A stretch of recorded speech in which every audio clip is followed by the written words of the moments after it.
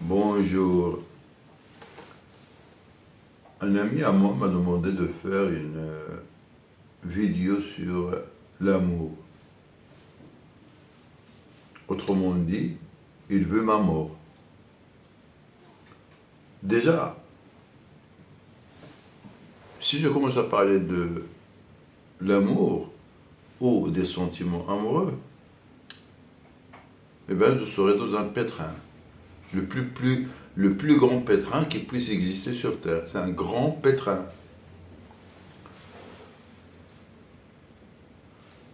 Je vais mettre mes doigts dans un engrenage. Je vais lui montrer ça. Je me réfère d'abord à ce grand spécialiste de la traîtrise humaine,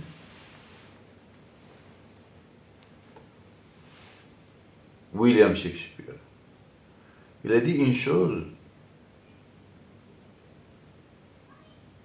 un peu qui mérite beaucoup de notre attention. Il a dit « Aimer, c'est jouer avec le feu ». Il l'a écrit, il a osé le dire et il a osé l'écrire à l'humanité entière parce que ses œuvres sont lues partout. Est-ce que moi j'ai le droit de le dire? Non. Je ne dirais pas qu'aimer, c'est jouer avec le feu. Mais en même temps, est-ce que je dis vraiment la vérité? Non. Il y a quelque chose qui manque dans ma perception de cette loi, presque une loi humaine. Aimer, c'est jouer avec le feu. Il est peut-être vrai que, à un certain moment, quand l'amour devient fort, on se laisse incendier par le comportement de l'autre, qui nous demande de faire des choses qui dépassent notre volonté, qui dépassent notre capacité. Il y a des moments où l'autre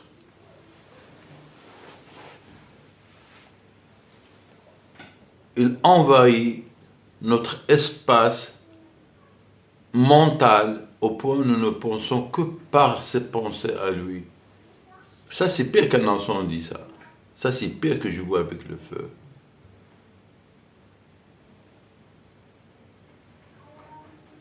Se laisser prendre par la force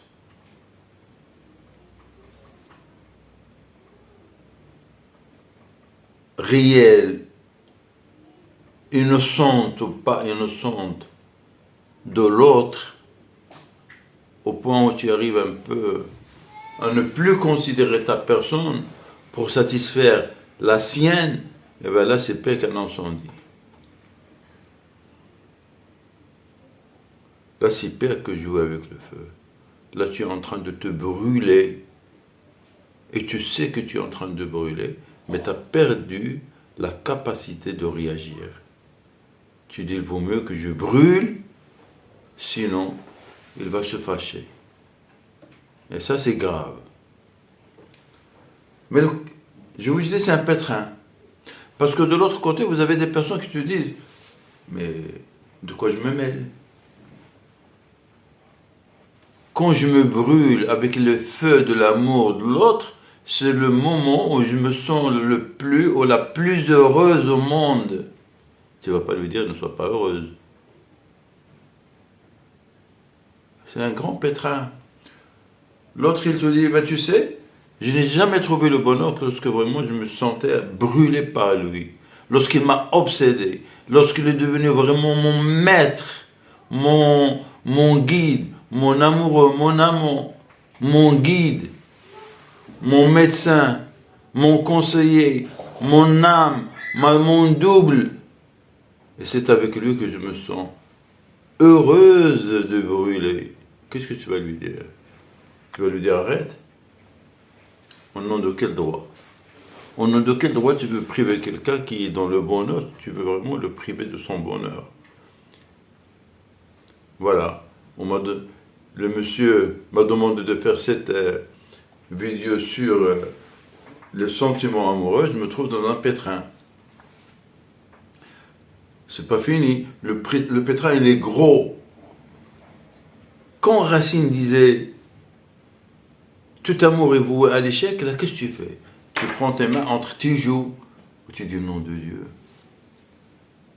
Nom de Dieu, faut-il vraiment aimer? Faut-il aimer alors que l'amour il est voué à l'échec? En plus,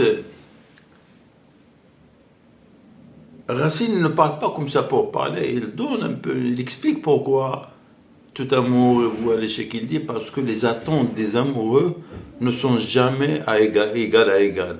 Il y a toujours des déphasages entre les attentes. Il y a un qui demande plus à l'autre. Aujourd'hui, demain c'est l'autre qui va demander plus à l'autre. Et c'est vraiment ce décalage entre les attentes, il cause beaucoup d'interrogations au départ, parce qu'il n'y a rien qui peut tuer l'amour que les interrogations. Surtout les interrogations qui sont posées sur la sincérité de l'autre. Là, c'est le début de la cassure. Tu vas dire à Racine, tu as tort de dire ça. Moi, je ne pourrais pas lui dire. Mais je ne peux pas non plus lui dire comme quoi tout amour est voué à l'échec. Voilà. Le pétrin s'élargit, j'ai mis mon doigt dans l'engrenage et je ne sais même pas s'en sortir pour finir cette vidéo. Je ne sais pas faire quoi que ce soit pour finir la vidéo. Bon, je reprends un petit peu pour trouver une issue de sécurité pour moi. D'abord, chaque personne a sa manière d'aimer. Chaque personne a sa manière d'aimer. Et il faut aimer. Et il faut aimer l'autre, même quand il est trop demandeur. Il faut aimer l'autre jusqu'au moment où il y a une rupture que tu ne peux ni toi ni lui raccommoder. Ça s'impose. Mais au moins, vous avez vécu un temps heureux. Brûlure ou pas, peu importe. Le plaisir était là. Je vous remercie. Bonne journée.